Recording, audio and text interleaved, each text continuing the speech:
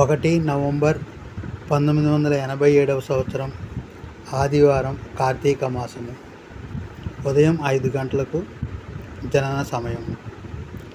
జన్మ నక్షత్రము శతభిష నక్షత్రం 3వ పాదం, అంటే రాహువు యొక్క అధిపతి, నక్షత్రాధిపతి రాహువు. రాహువు యొక్క నక్షత్రంలో జాతకుడు జన్మించాడు. జన్మరాశి కుంభరాశి, అధిపతి శని. జాతకుని యొక్క రాశి అధిపతి శని. లగ్నము కన్యా లగ్నము, అధిపతి బుధుడు. అటు శతభిష నక్షత్రం 3వ పాదం, కుంభరాశి, కన్యా లగ్నము, దశమి తిథి.